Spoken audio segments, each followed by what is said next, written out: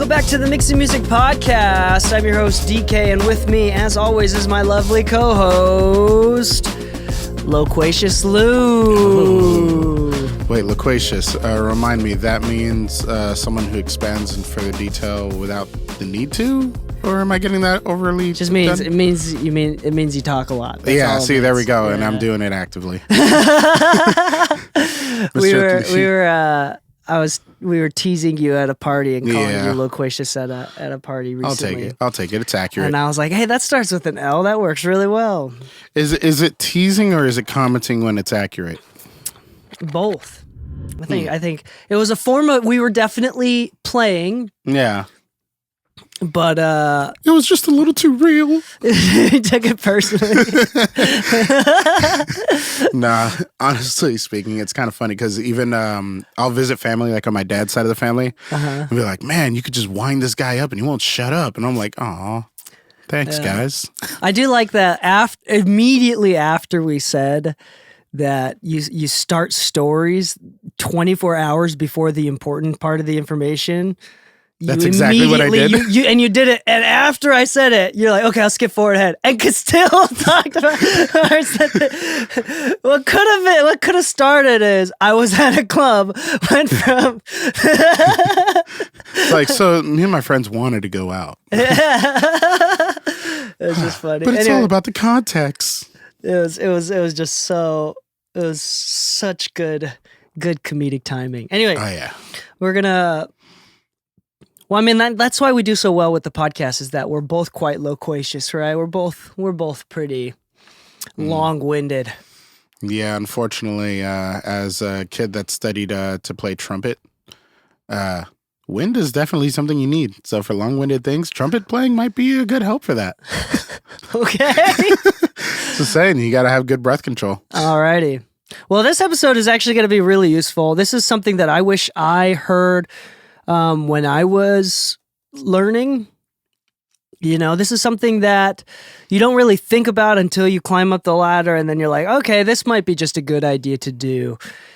In general, we want to talk about what, as a mixer providing a service, what sort of deliverables you should always consider, how to bounce stems, like, you know, bouncing an instrumental version, a clean version, what that really means, et cetera, et cetera, et cetera. Mm-hmm.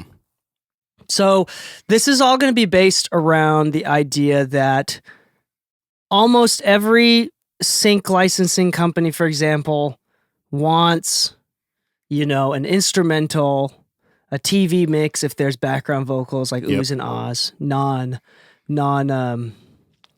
non-lyrical vocals. Yeah. And then, you know, they want the stems. Well, it depends on the format exactly that they want. But like, even if you know that this artist isn't asking for that stuff, if you're using some sort of cloud service to upload and back up bounced files, like for example, we use FilePass. Oh yeah. You know, mixingmusicpodcast.com/FilePass. I have a bunch of people using that subscription with that link. That's how Lou and I like keep money from falling between the cracks. You pay a cloud service to deliver files. They can't download the files unless it's paid for. So it's a really great system to do like demo mixes where you can mix something and they only have to pay for it if they like it because they can't download it until it's paid for. So it's actually really... that actually came in handy the other day for something that I forgot I did 2 months ago. Usually, if I work well enough with somebody and it's like, oh, the artist is going to take care of it, but I'm the mixer or whatever. It's like, all right, cool. Listen, I'm just going to go ahead and knock it out for you. That way we just get everything done on time. I'll send it off. And either way, they can't download it until they pay. I didn't know that they hadn't paid yet. I didn't know because I didn't have to keep track of it. I could just send it off and just be like, you know what? When they pay, and they'll get access to their files then. Then I get a call from the guy. He's like, by the way, the song is dropping in 3 days. I'm like, oh, no way. That's cool. And like an hour after that call, I see a payment go through for the master. Nice. And I'm like, oh, I didn't even... When he told me that it was coming out, I thought they already had the master. Yeah, nice, dude. Yeah. Yeah, no, it also, because the website will show you which ones are unpaid or partially paid or whatever. So it's a... It eventually gets buried after so much work. Yeah. For sure. I should actually probably go through it. Yeah. Anyway, so the episode is not about FilePass, but FilePass does help a lot. Shout out to those guys. So we use FilePass. So what we do is every time I finish a mix and they approve it, I will always bounce various different types that are required. Preface before all of this stuff is that each individual company, whether it's a sync or some sort of agency or talent management, it doesn't matter, or obviously a label, each company has different requirements. And what we're talking about is like the baseline average between all of them. For example, most companies don't require an acapella, but might as well just bounce an acapella anyway. You know what it's good for? Sync. Yeah. Well, I mean, a lot of sync companies don't even ask for it. So it's like, they want more like the TV mix, which is, again, the instrumental plus non-lyrical vocals. So oohs and ahs and harmonies, as long as there's no lyrics. Yeah. Right. And then what an instrumental is, I mean, by just the instruments by itself, things of that nature. So every company is different. So if you are submitting to a company or a label or management team of some sort, just realize that they have their own systems. And what I have in front of me is the systems and the PDF specifically for Capitol Records, which is one of the companies that I submit to quite often, which is under Universal. If I'm not mistaken, I'm pretty sure. In general, with like higher level mixing, most of these companies, especially for sync, film, and TV, like at minimum, they want 48K. So that's something to consider as well. Like when you're mixing, you always want to mix whatever that you get. You can even upsample it if you need to. I do upsampling every once in a while. So if I use if there's like a less professional producer who bounces me 4116, I will upsample to 48, convert the files. I know it doesn't do anything, but it's just because I know that the companies eventually ask for that. Yeah. So that's just something to consider. Anyway, Lou, what can you talk about the usual standard alt mixes that you always print? So let's say I'm a client, right? And I hired you to mix. We're on mix 2 or whatever, and I approve the track. Yeah. Okay, it's done. We're done mixing. What files typically do you recommend bouncing? So I'm going to list them based on my organization. But obviously everybody's priority list is different. But I actually have a template where I just set my routing and stuff for mixing, but it's already like consolidated down to the print deliverables. So drums, bass. So stems. We'll just generalize to say stems. Yeah, stems wise, it'll be like drum bus, bass bus. Usually it's going to be like keys and then miscellaneous melodies. So things like strings or other things of that nature, sustained melodic information. And then S effects, which is usually special effects. So it could be like risers, white noise, booms, things that wouldn't necessarily be an instrument per se, but rather an effect from said instruments. Yeah. And then you have lead vocals, backing vocals. This one's kind of a variable one. Some people want the lead and backing vocals with their effects printed in with them, and some people want them separately. Typically, I will give them separate unless otherwise asked for it, because some people want the vocals dry, so that they can do whatever post stuff or any future stuff on their own without having to worry about a delay that's ringing out in the middle of a line. And then let's see, acapellas in general. So all vocals, no music. Instrumentals, all music, no vocals. A performance version, which typically on my end of the request is usually just take the lead out. They still want the backing vocals and all that kind of stuff. They still want harmonies. And then I also get requests for a all but drums and bass version. Usually meaning that they're going to perform with like a drummer live and they have a bass player. But they may not have like a keyboardist, or the keyboardist is really just more of a filler player and more of a playback controller. And then a master. And then I don't always do the clean if I'm not asked for it. That's just a me thing, because typically they'll let you know when they want a clean, or a clean isn't always necessary. Not every song I work with has like profanity in it. Yeah. That's right. Yeah. So, I mean, if I'm talking about like I'm really future proofing. So, assuming that there's no company that's specifically requesting it, I'm just future proofing this cloud. So even if someone asks for the individual files 5 years later and I've lost the entire thing, I just want to make sure if I want it fully backed up. I mean, obviously the main mix. If I don't typically do this, but if I'm trying to be extra, I'll do a pre-master as well. Ooh. Yeah. Ooh, And obviously an instrumental. Acapella is typically the least asked for, but I'll do an acapella. The TV mix if there's non-lyrical background vocals, right? I said instrumental as well. And then clean mixes if it is, if there is a clean mix. Anything else other than the pre-master, I'll just do them. If I've already mastered the track or put a limiter on it, the only pre-master I'll use is the main mix. Although if a label is specifically sending out mixes, for example,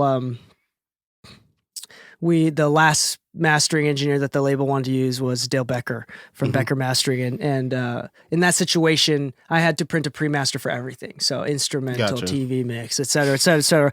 But if I'm just doing stem mastering. No, just the various alt mixes. Gotcha. Yeah, just the various alt mixes. So like typically the high-level mastering engineer will do the main mix, but as well as through the same mastering change, will print the instrumental, the TV mix, et cetera, et cetera, et cetera. Yeah. But just so it's all the same process, they'll usually send it all over pre-masters. Yeah. So that's another thing as well. And then obviously we have the stems. Now, again, the stems is going to be different for every single company, and especially naming is going to be really, really different for each company and each requirement. But in general, I think that some basic general guidelines that you can use is try to keep the stems less like 15 to 10 max. Like if you can do, like you want to separate them as much as possible, but at the same time, the more you separate them, the more annoying it is for the person that is doing the editing or potentially using it.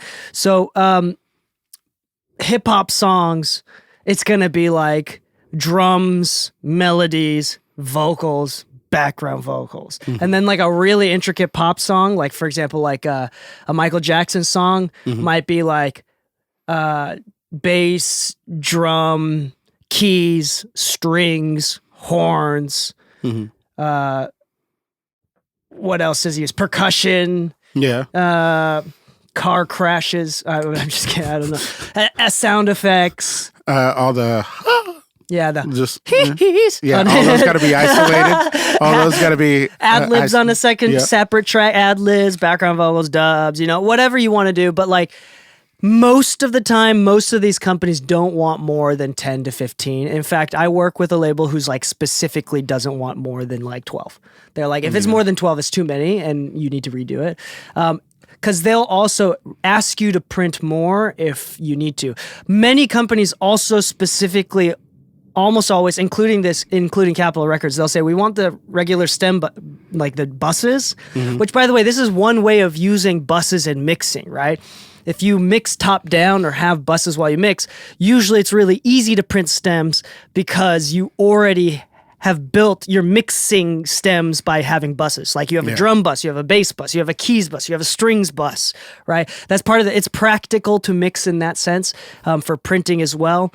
But a lot of companies, if they want anything separated out, it's always going to be drums. So it's like they want the drum bus, but if you really want a future proof, but also expect that they may want all the individual drums separated as well. Lou, you said you have a template for printing all the stems out pretty quickly. Yeah, it's my mixing template.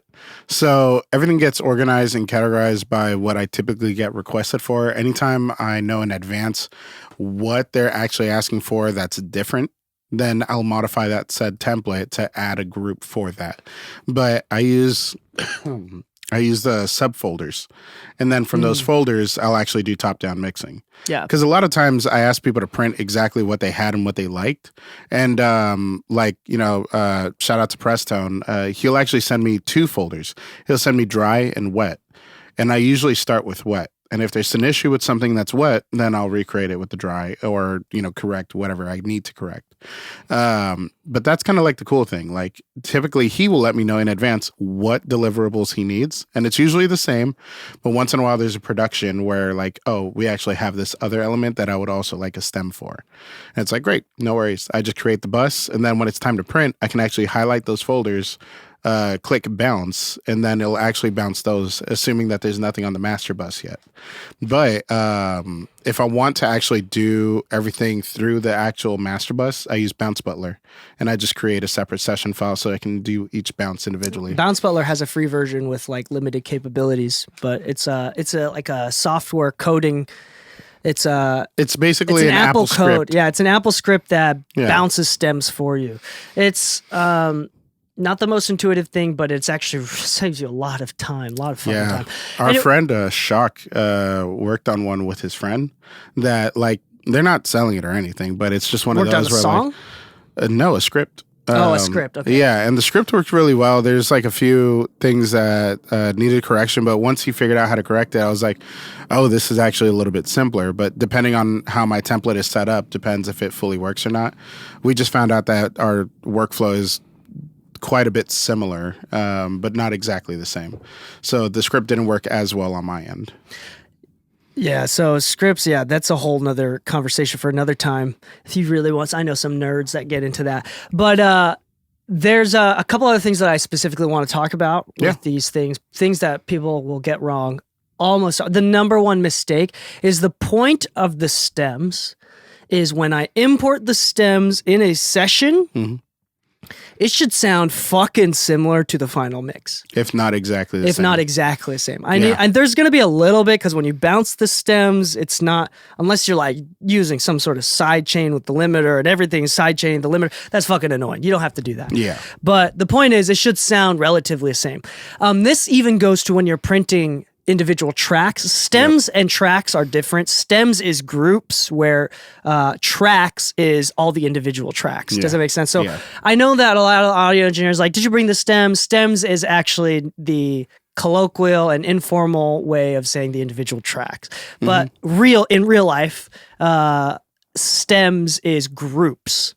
Right. So I wanted to be clear about that. Anyway, even when an artist or producer sends me tracks, individual tracks, if the point is I want it to sound exactly like the mix. So if they send me, here's the rough mix and the individual tracks, if I import the rough mix, I want it to sound basically the same as the rough mix. Yeah.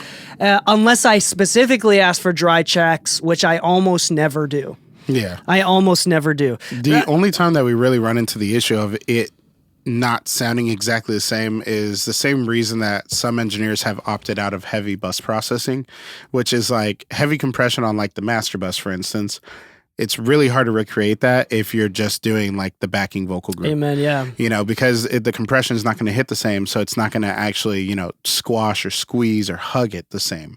And because of that, the only way around that is like what Dee Kei said, like the side chaining. Yeah. So on that note, you may find yourself doing less and less mix bus processing because that's stuff that's not going to come out in the stems. Yeah. Especially with Pro Tools, the only way, if you do a lot of mix bus processing, the only way to get stems to go through that mix bus processing, even if you don't do the sidechain thing, so it's each individual stem you go through, you have to print it like, and especially if you use outboard gear, you have to print it 10 plus times for like one time for each stem that you're bouncing going through the mix bus. But if you don't have anything through your mix bus, what happens on Pro Tools is if you highlight the tracks that you want to bounce, the buses that you want to bounce, it just bounces directly out of that. It doesn't go through the master bus or through any sort of auxes that you've actually like routed it to. It just does the output of that track straight up.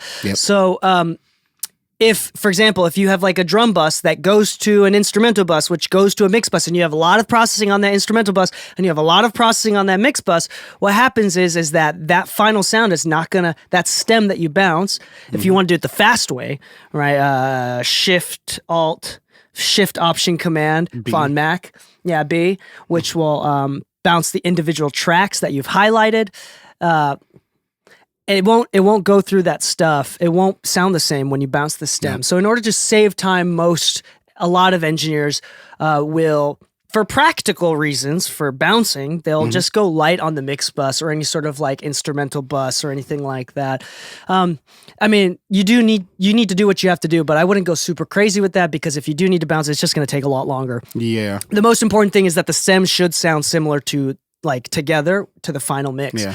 Another thing that is really important, this happens all the time, is the stems don't match the length of the final mix. If the final mix is 3 minutes and 41 seconds, the stems better be fucking 3 minutes and 41 seconds, and they better start on the exact same millisecond. I'm just saying, if you're trying to get paid and you're still not using marker locations and things of that nature, because there is one second option on it. There's 3 options when you hit I don't know what it is on a regular keyboard, but enter. This is specific to Pro Tools. I don't know if any other, but other DAWs probably have it, like memory locations. Memory locations, and you can also do region select. Yeah. So you can, like for me, 0.99 point is always my bounce mix, meaning that anytime I bounce the mix, it's always that's a 0.99 point is a quick key on the numpad. Yeah, and that's where I always Tools. set on my template. That location is always automatically set, and then I can just edit what the end time is, because my mixes always start at the top. I know some people do like 2 bars in or whatever, but mine always start at the top. So when they send me notes, I don't have to subtract time from it. So what I do,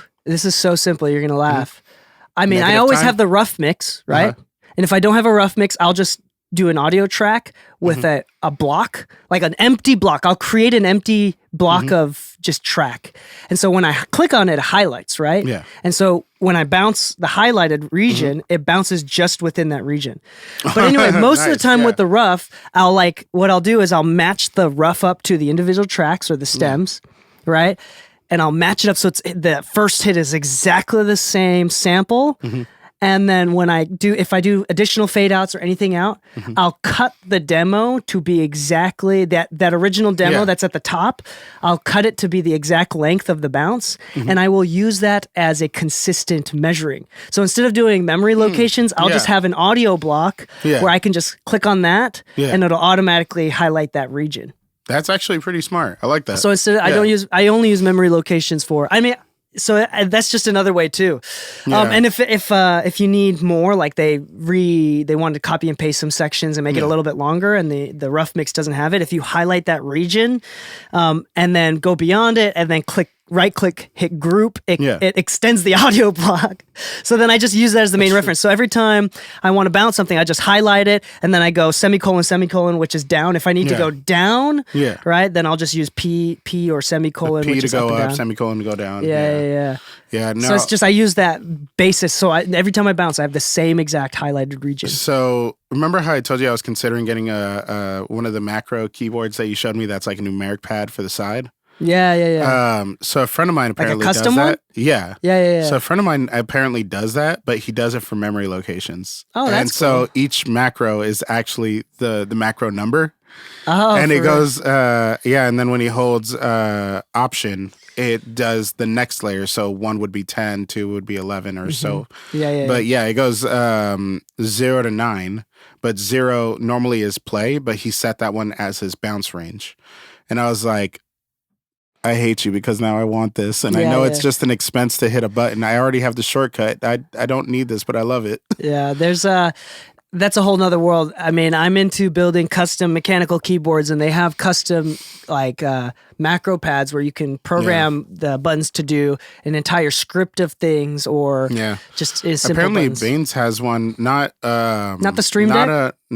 He has the Stream Deck, but apparently he has his audio suite and his clip effects macroed in. Yeah. That's a pretty common. Yeah, which I like that, because it's like one reference that he had was like de-essing. There you know. Yeah. I don't like the thing with I think you do need Stream Deck for audio suite stuff, because unless there's like a hotkey on the keyboard available for a command, I don't think you can do macro, because I don't think so. Like a custom macro pad, you can't do clicks or like menu things, Which, by the way, guys, I think Stream Deck is free on your phone, isn't it?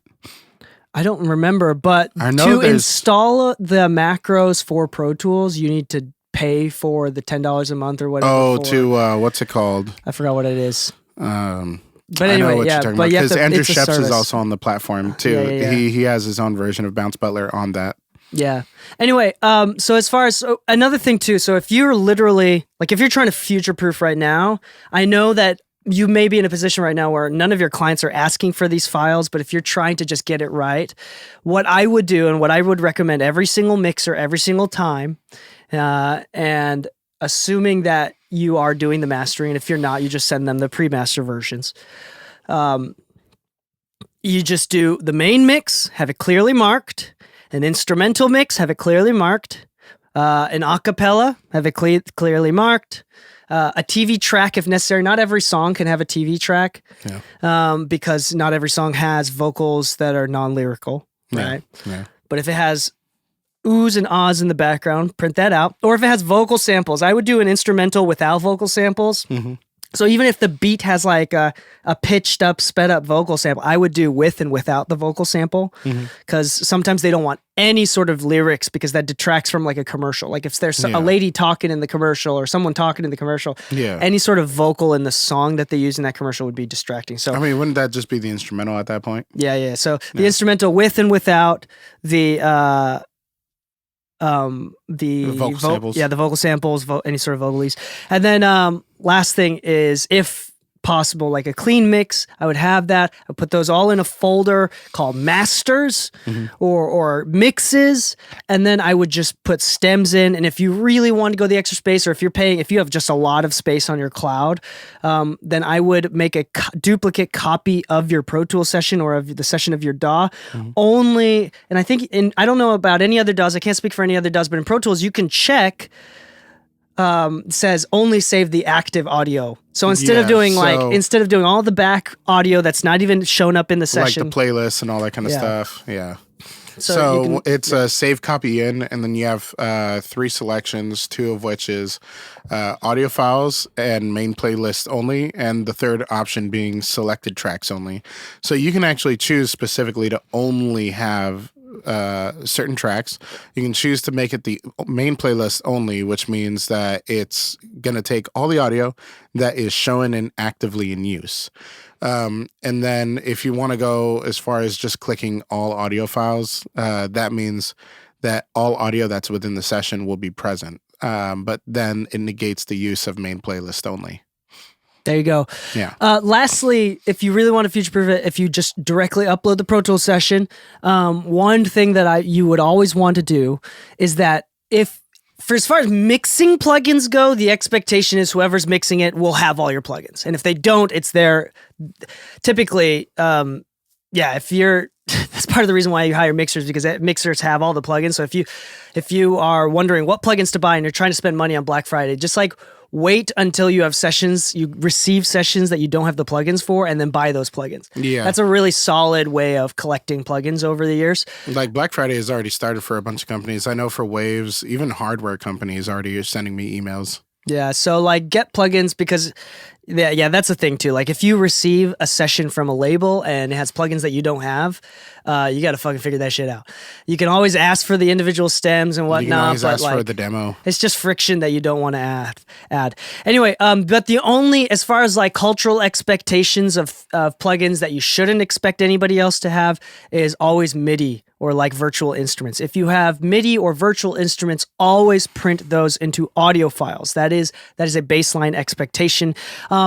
And lastly, for individual tracks, even if you're just sending out the Pro Tools session, especially obviously for stems and the other alternate mixes, naming the files is super important. Naming the tracks. God, I swear on my life, if I see an audio 23, audio 24, you are a bounce _1, bounce _2. Yeah, you need to, that is, you belong to a certain level of hell. Yeah, that's why recently, like, I've been doing a lot of work with Preston recently, which is why I bring him up, just because he's top of mind. But it's really fun because he goes out of his way to even name the track, the song, the tempo, and the key of every stem. And I'm like, that's very redundant because you could have sent me like 2 of those bits of info on the track title. But no matter what stem I'm looking at the very least, like I know what key, what tempo we're in, everything. But at no point do I ever see like audio_1. Like anytime he sends me notes, he knows what track, what the title of that track was, and I can go right to that track. Yeah. Dude, using notes in the Pro Tools. Oh like my in God, Pro Tools, yes. Like if you have, like if you're sending a session to, like if you're a tracking engineer sending a session to a mixing engineer, feel free to use those notes and to say like, hey, we had issues with this one. That's why you see this is a different color or like whatever. Like feel free to leave notes in. That's actually really, really helpful. It's extremely setting helpful. each other up for success. Yeah. Not only that, but have you seen individual track markers are now a thing? Oh, yeah. Yeah, I love that. I love it so much because I've been wanting that for years. I've been like Cubase had that in Pro Tools. Yeah, finally getting features that every DAW already has. 10 years ago. Yeah, I will say though that as far as like the file naming and stem file naming, every company is slightly different. So just if you are, I mean, just make it super clear: song name _ artist name _ mix type. At the very minimum, and then like artist _ song name _ if it's a stem, you might even include tempo _ the stem description, bass stem, whatever. Yeah. Just like make it, as long as it's clearly marked that even if you have to go back and grab them 10 years later, just as long as they're clearly marked, you may have to rename them for each individual time that you send it out to various different management and companies anyway. So at the very least, we just haven't done an episode about alt bounces, and that's just something that I wish I did from the beginning. Because at the beginning, I would only give them the final mix, and like 3 years later, when the artist is finally getting professional enough to give their entire portfolio to a management company, the management company's asking for stems. I'm like, I don't even have the hard drive. I don't even know where to look. Yeah. And I'm like, I wish I had those bounced and backed up, or at least like I sent it to them for them to download so they had backups of that, What was good is, so anytime I'm doing DDP encoding, which for anybody that doesn't know, DDP encoding is when you actually encode like UPC the metadata, codes. the metadata behind the audio file. You want to be doing this if you're not going through a streaming platform to get your ISRC codes, or you want better control of how you're choosing to release the music, you want to do your own coding. It just makes it easier versus like, oh, well, the version of the song that has the code embedded in it is only on streaming platforms. I actually don't have a master file with the ISRC codes and stuff like that. And that becomes an issue when you're sending files directly out for like playlisting on like radio stations and things like that. But I had a client call me this weekend saying, hey, this Christmas song is coming out. And I wouldn't say it's like, oh my God, it's a big one. It's not like Chris Brown, but for me, it's a big one because it's one of my favorite celebrities since I was growing up that I got to work on this one with. And they actually came and recorded it at the studio. So like, for me, this is kind of a special Christmas one. Yeah. But he asked me a very specific question. He's like, hey, do you have the ISRC codes to the song? And I'm like, let me double check. And I was at the gym. And by having a shortcut on my phone for FilePass, I was able to actually go on to FilePass, look at the zip file that I had uploaded of the DDP session, and in there was the PQ sheet. And the PQ sheet shows you all the ISRC codes and metadata for every song that you coded. Once again, even if it's just the stems or just little bits of info that they're asking you and paying you for, you should have a backup of that. Yeah. Because that is what made the difference between them getting it to the radio station that night by deadline or not. And if you're not able to help them get to deadline, even on a short notice, it's not your fault that they're asking you for this at last minute. I understand that. But you are that much more of their friend and hero when you're able to. It's a really easy way to win them over just by being prepared. It's once again going above and beyond without noticing it at first. It's an industry filled with underprepared creatives. And if you can be the one solid foundation, the pillar of hope that is always overly prepared, that will really, really help you out. Oh, yeah. In situations, and honestly will get you gigs more than you can understand. But as far as ISRC codes, I want to be very brief about that. As far as I understand, it is the publisher's job to provide the ISRC code. So when, typically speaking, it is the mastering engineer's job to encode the metadata into the final masters.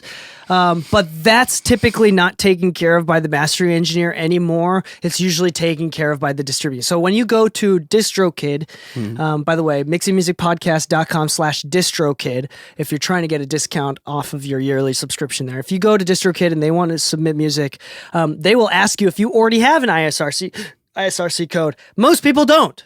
Yeah. Most people don't. If you are a label and you are the publisher, you may register to get your own ISRC codes. ISRC.com. Yeah, or whatever. Yeah, is that what it is? I don't remember. You can get it. And I think I have my own ISRC codes too that I haven't used in a while. Yeah, I think they give you like 100,000 on your order. Yeah, and you have to do you have to register a new one. Yeah. I think like they give you like a PDF of which ones you use and you cross them off as you use them. Per registration, I think is like $25. I don't remember what it is.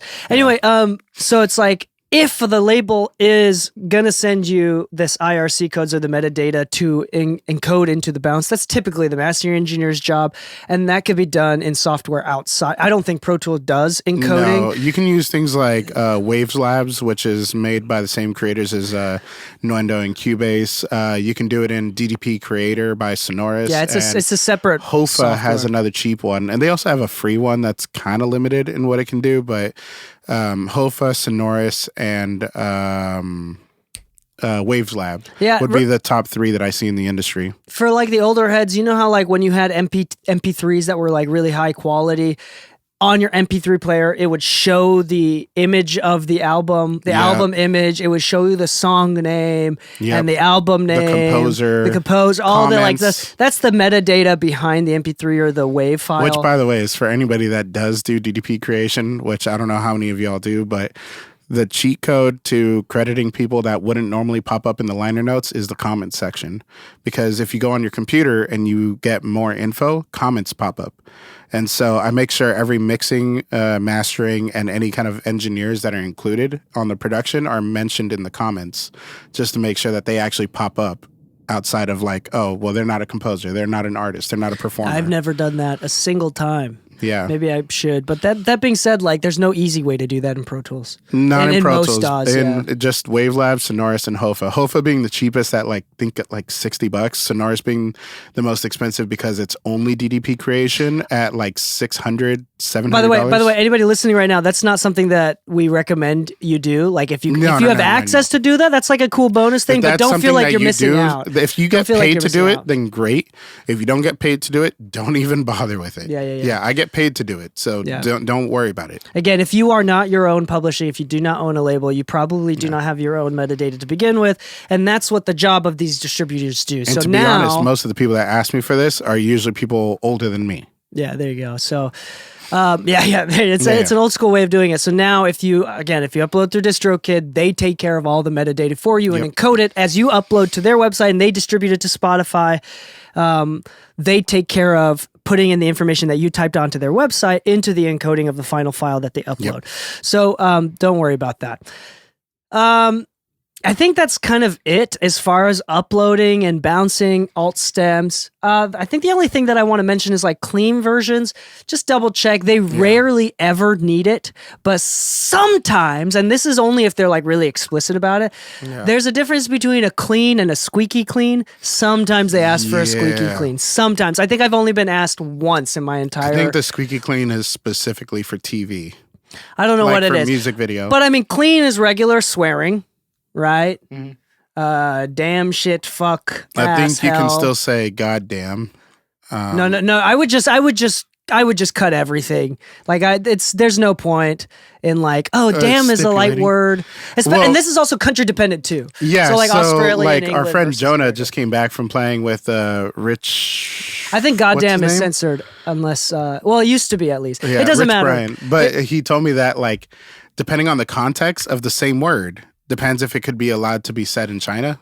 So the same word is allowed and not allowed depending on the context of the phrasing. I would, if you're going to have to bounce just one version, I would just steer clear of keeping all of even the low swear words.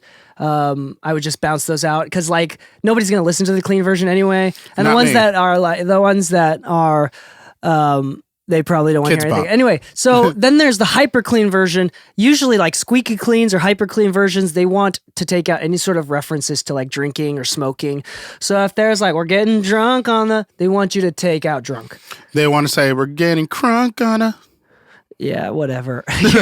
No, I've had to do the vocal replacement mixes as well, where they send me A version and Clee version. Yeah, if they do vocal replacements, they will send that to you beforehand so you know what's going on. Yeah. Like, to be honest, 4 out of 5, 9 out of 10 times, they just want you to just mute it. And you can always do like the verify or like the tape stops and starts. You can always do that sort of stuff. But honestly, at the bare minimum, just mute it. Yeah, sometimes those like effects are more distracting than they're supposed to be. Yeah, just mute it. You don't want, like, it's not that important. Like the last 2... where they replace the songs, the artist is like, what's the point of having the explicit version? Let's just use the clean version. Yeah. So it's like that became the main mix. Yeah. And it's like, like if you're really good at like, there's something I'm not good at, and I praise those that are. Like vocal chop edits have never been in my strong house. And again, that's something that like a producer might do. Yeah. So like if you can make clean edits sound cool, honestly, this applause is for you. Also, clean edits are not half as important as it used to be. Like, yeah. Like you have to go out of your way to find clean edits of songs anymore. Censorship was a bigger deal 30 years ago. I used ChatGPT to update me on what words were allowed about like a week or two ago. And because the free version of ChatGPT is back in 2021, it's like, well, these were the words that were allowed, but there have been recent changes. I was like, oh, God damn it. I don't want to have to do the research. Yeah. There's it's wild. So anyway, just make sure you communicate and you just go the extra mile. Having these bounces done. Anything outside of the scope of what we talked about, that's fairly normal. Just make sure that you actually, I swear on my life, if they give you a PDF of how to bounce stuff, read it. Do not. I don't care if you're the dumbest human being on planet Earth. You got to read that shit and you got to be really precise. Honestly speaking, if somebody's paying you to do something and you decide to ignore part of the work, should they pay you full rate or should you just not get paid at all? Like, honestly speaking. I will say that anybody who does that even once, like if that's something that you like slip up on every once in a while, you're probably not going to do well. So yeah, it's just not even worth it. Like it's literally written down for you. Yeah, I don't know how much more direct it can be. If hiring you as a mixer creates more friction because you're annoying or you have a bunch of ego or whatever like that, there's no reason to hire you.